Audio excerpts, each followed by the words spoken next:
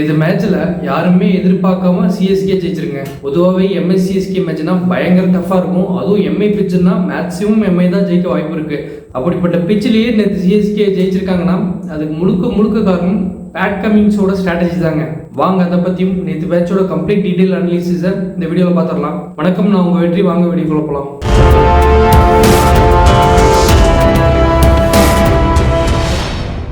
நேற்று மேட்ச்சில் toss win பண்ண மும்பை டீமோட கேப்டன் ஹர்திக் பாண்டியா பவுலிங் தேர்ந்தெடுத்தார். இதுக்கு என்ன காரணம் பார்த்தீங்கன்னா, ரீசெண்ட் டைம்ஸில் இந்த ஃபர்ஸ்ட் பேட்டிங் பிடிச்சி எவ்வளோ டார்கெட்டாக செட் பண்ணுறதுனே தெரியல. ஏன்னா 200 அசால்ட்டாக லட்டு மாதிரி சேஸ் பண்ணிட்டு போயிடுறாங்க. அந்த ஒரு காரணத்தினாலே நிறைய டீம்ஸ் பார்த்தீங்கன்னா டார்கெட் செட் பண்ணுறவே தடுமாறுறாங்க. ஏன்னா அசால்ட்டாக ஒரு 250+ இந்த வருஷம் தான் அடிச்சுட்டு இருக்காங்க. இதுக்கு முன்னாடி சீசன்ஸ் வரைக்குமே இந்த அளவுக்கு ஒரு பேட்டிங் பெர்ஃபார்மன்ஸை நம்ம பார்த்ததில்ல. அதுலேயும் குறிப்பாக இந்த சீசன் அது நடக்குதுன்னா அதுக்கு முழுக்க காரணம் இந்த இம்பாக்ட் பிளேயருங்கிற ரூல் தாங்க.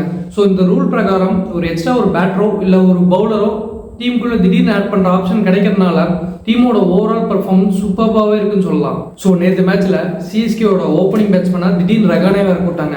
என்னப்பா ரகானே ஒன் டவுன் தானே ஒரு இவரையே தூக்கி ஓப்பனிங் இறக்க விட்டாங்கன்னு கேட்டிங்கன்னா, ரீசெண்ட் டைம்ஸ்ல இந்த ருத்ராஜ் பார்ட்னர்ஷிப்பும் இந்த நியூசிலாந்து பிளேயர் ரச்சின் ரவீந்திராவோட பார்ட்னர்ஷிப்பும் பார்த்தீங்கன்னா அந்த அளவுக்கு ஒரு பெஸ்ட்டாக செட் ஆக மாட்டேங்குது. அந்த ஒரு காரணத்தினாலே ரொம்ப தெரியல, சரி நம்ம ரகானாவை தூக்கி மேலே போட்டு பார்ப்போம் அப்படிங்கிற மாதிரி டீம் முடிவு எடுத்திருக்காங்க. ஏன்னா ருத்ராஜும் ரைட் ஹேண்ட் பேட்ஸ்மேனு, ரகானாவும் ரைட் ஹேண்ட் பேட்ஸ்மேனு, சரி இவங்களை இன்ட்ரடியூஸ் பண்ணதுனால பெருசாக ஒரு டிஃப்ரென்ஸ் இருக்காதுன்னு நினச்சிட்டு சிஎஸ்கே பண்ணினாங்க.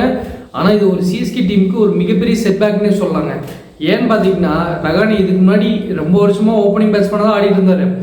அப்போ அவர் அந்தளவுக்கு ஒரு T20 ஒரு பெஸ்ட்டுங்கிற மாதிரி ஒரு பெர்ஃபார்மன்ஸ் கொடுத்ததே இல்லை. ஏதாச்சும் ஒரு மேட்ச் அடிச்சிருப்பாரு, ஆனால் கன்சிஸ்டண்டாக அவர் அடித்ததில்லை.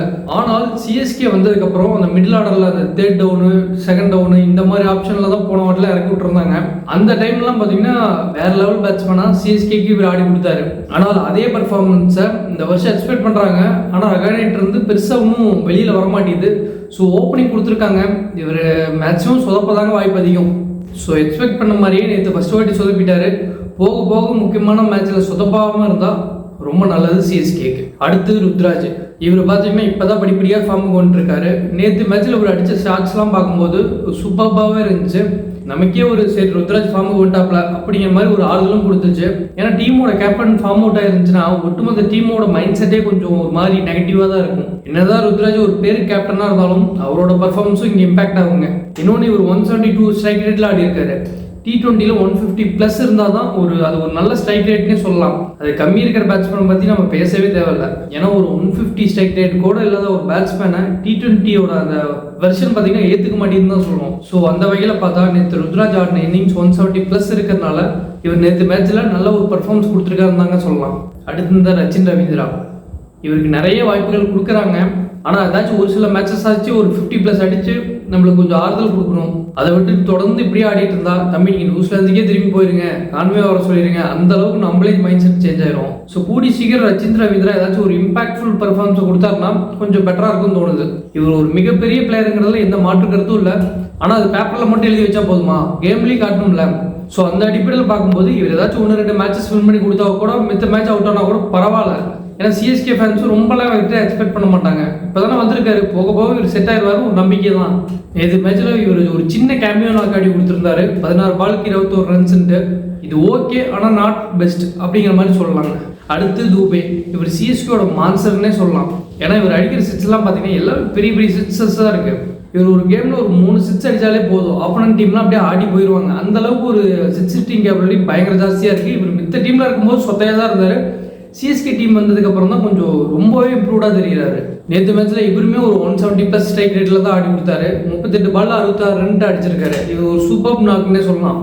நேற்று மேட்ச் பார்த்தீங்கன்னா ஒரு சின்ன கிரவுண்ட், மும்பை பிச்சுக்கிற ஒரு சின்ன கிரவுண்டு. இந்த கிரவுண்டில் தான் இவர் இப்படி ஆடுறாருன்னு கேட்டிங்கன்னா கிடையாது. இவர் எல்லா கிரவுண்ட்லையும் இப்படி தான் ஆடிட்டு இருக்காரு. இன்னொன்று சிவம் தோவை பார்த்தீங்கன்னா ஸ்பின்னர் தான் போட்டு வெளுத்து வாங்கிட்டு இருந்தாரு இத்தனை நாளா.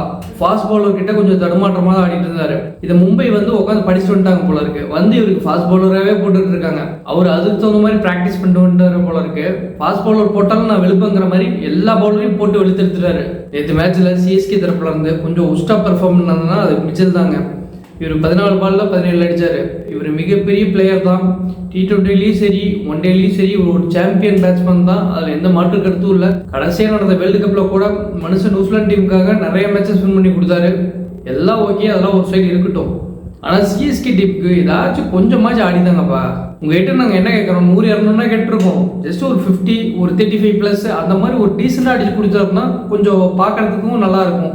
இன்னொன்று, சிஎஸ்கே டீம் பார்த்தீங்கன்னா இவர் மேலே நிறைய நம்பிக்கை வச்சுருக்காங்க.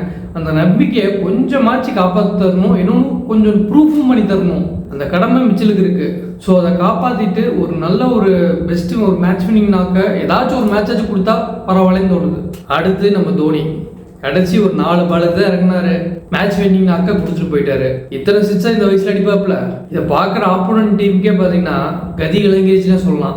ஏன்னா யாருமே தோனிக்கிட்டே இந்த மாதிரியான அவங்க எதிர்பார்த்தாங்க. லைட்டாக ஒரு சிக்ஸ் அடிப்பாக இருந்தால் எதிர்பார்த்துருப்பாங்க. ஒரு 200க்குள்ள சுருட்டிடலாம் அப்படின்னு நினைச்சு தான் பிளான் பண்ணி எதிர்பார்த்துருக்காங்க. ஆனால் நேற்று தோனி பார்த்த வேலை மும்பை இந்தியன்ஸை மண்டையை பிச்சுக்க வச்சிருச்சுன்னே சொல்லலாங்க. யாருக்குமே என்ன பண்ணுறது தெரியல. நேற்று மேட்ச் ஃபர்ஸ்ட் இன்னிங்ஸ் முடிஞ்ச உடனே பார்த்தீங்கன்னா அந்த நடுவில் பிரேக்கில் மும்பை டீம் பயங்கர பீட்டிங் போடுறாங்க. என்ன பண்ணுறது ஏது பண்ணுறதுங்க மாதிரி நிறைய கன்ஃபியூஷன்ஸ் அவங்களுக்கே. ஏன்னா கொஞ்சம் அசந்தா கூட மேட்ச் கையை விட்டு போயிருங்கன்னு அந்த பயம் அவங்களுக்கு தெரிஞ்சு. அதனால் இப்படி தான் ஆடணும் அப்படி தான் ஆடணுன்ட்டு நிறைய அட்வைஸை பண்ணி மும்பை டீம் பேட்டிங் வந்தாங்க. பேட்டிங் வந்து ஓப்பனிங் பேட்ஸ்மேனான ரோஹித் சர்மாவும் இஷான் கிஷனும் நல்லா சூப்பர் ஸ்டார்ட்னே சொல்லலாம். இவங்க ஆடின ஆட்டத்தை பார்த்தா சரி டிவி அமுத்திட்டு போய் படுத்து தூங்கிடலாம் அந்த மாதிரி தாங்க ஆடினாங்க. ஏன்னா ஃபஸ்ட்டு 7 ஓவர் இவங்க அடி பிரித்து எடுத்துகிட்டு இருந்தாங்க. பார்க்க போனால் போன மேட்ச் ஆர்சிபி அகைன்ஸ்டாக ஒரு 190+ ஸ்கோரை 5 ஓவரில் சேஸ் பண்ணாங்க. இன்னைக்கு இவங்க ஸ்டார்டிங்கில் அடிச்சு பார்த்தீங்கன்னா 10 ஓவரில் அடிச்சு மேட்ச் முடிச்சிருவாங்க. அந்த மாதிரி தான் நம்மளே தோண வச்சுட்டாங்க. ரோஹித் சர்மாவும் சரி இஷான் கிஷனும் சரி நல்ல ஒரு சூப்பர் ஷாட் கொடுத்தாங்க. அடுத்து வந்து ஸ்கை பார்த்தீங்கன்னா அவருக்கு ஏதோ பேட் லக் போல ஏதோ லைட்டாக தட்டு விட்டாரு. பின்னாடி போய் கேட்ச் பிடிச்சிட்டாங்க. அந்த கேட்சுமே ரொம்ப கஷ்டப்பட்டு தான் பிடிச்சாங்க. அதை விட்டுருந்தா மேட்சை விட்டதுக்கு சமம். ஏன்னா நேற்று மேட்சை பார்த்துருந்தீங்கன்னா உங்களுக்கே தெரிஞ்சிருக்கும். ஸ்கை மட்டும் நின்று ஒரு 5 ஓவர் அடிச்சு கொடுத்துருந்தா அப்படின்னா மேட்ச் முடிஞ்சிச்சு. அடுத்து திலக் வர்மா. இவர் ஒரு மெச்சூர் நாக்கா நேற்று ஆடி கொடுத்தாருங்க. இவர் ஒரு நல்ல பிளேயருங்க. இவர் ஆடுறதை பார்த்தா பெரிய பெரிய பிளேயர்ஸ்லாம் பார்த்து வாய் அடைச்சு போறாங்கன்னு தான் சொல்லணும். ஏன்னா அந்த அளவுக்கு ஒரு மெச்சூர் பேட்டிங் இவரோட பேட்டிங்ல தெரியுது. இவர் ஒரு நல்ல நம்பர் 4 பேட்ஸ்மேனா இந்தியன் டீமுக்கு வருவாருங்க. ஏன்னா இந்தியன் டீம்ல ரொம்ப வருஷமா கஷ்டப்பட்டு இருக்கிறதே அந்த நம்பர் 4 ஸ்பாட் தான். அந்த ஸ்பாட்டை தூக்கி இவரை கொடுத்தா நிறைய மேட்சஸ் இந்தியாவுக்காக வின் பண்ணி தருவாரு. அடுத்து ஹார்திக்.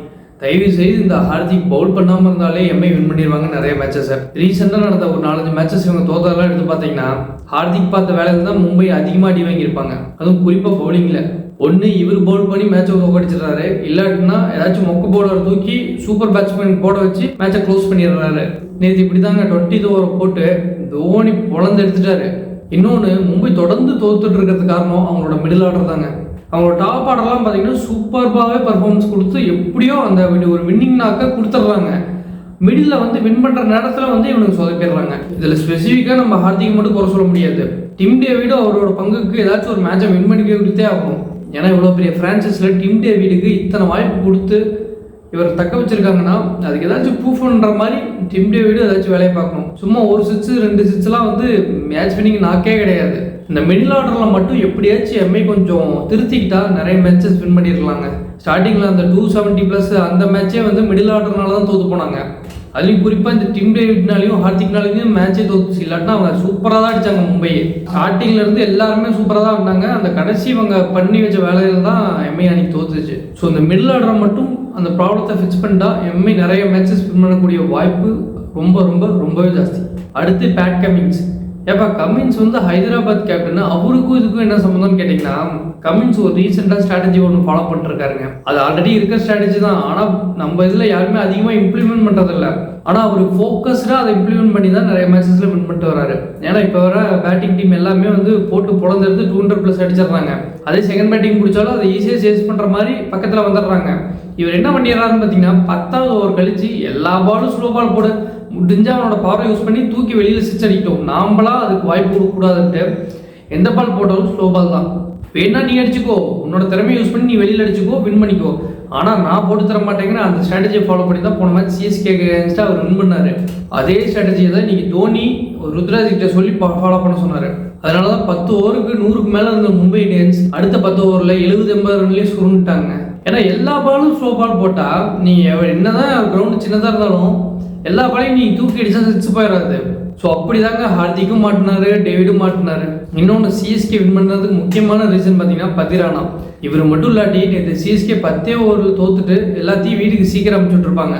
ஏன்னா இவரோட இம்பாக்ட் பவுலிங் தான் நேற்று சிஎஸ்கே மேட்ச்லேயே கொண்டு வந்துச்சு. இந்த மேட்ச்சில் ஃபஸ்ட்டு 10 ஓவர்லையும் ஒரு ஓவரை வீசி 2 விக்கெட் கழட்டி கொடுத்தாரு பதிரானா. அடுத்த 10 ஓவர்லையும் ஒரு 3 ஓவர் போட்டு பயங்கரமான ஒரு மேட்ச் வின்னிங் நாக்கை இவர் பண்ணி கொடுத்தாரு. ஸோ இந்த குட்டி மலிங்க இருக்கிறதுனால தாங்க சிஎஸ்கே ஜெயிக்குது. இவரை பத்திரப்படுத்தி அப்படியே ஃபைனல் வரைக்கும் அப்படியே போயிட்டோம்னா எப்படி இருந்தாலும் கப் அடிச்சிடலாம்.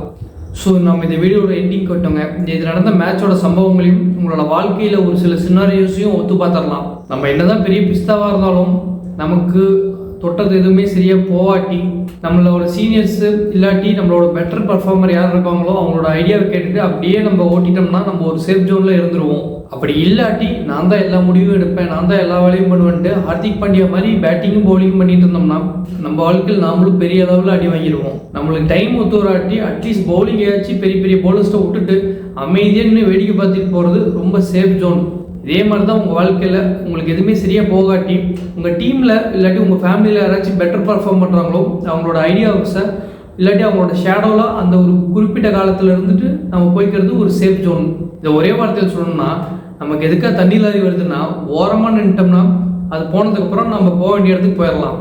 அதை விட்டுட்டு நான் பெருசா நீ பெருசான்னு வா மோதி பார்த்துலான்னு மோதுனா நமக்கு தான் சேதம். ஸோ இந்த வீடியோ பற்றிய கருத்துக்களை கமெண்ட்டில் சொல்லுங்கள். இந்த வீடியோ உங்களுக்கு பிடிச்சிருந்துச்சுன்னா லைக் பண்ணி ஷேர் பண்ணி சப்ஸ்கிரைப் பண்ணி உங்களோட ஆதரவை எனக்கு தெரிவிங்க. நாளைக்கு ஒரு சூப்பரான வீடியோவில் உங்களை பார்க்குறேன். நன்றி, வணக்கம், வெற்றி.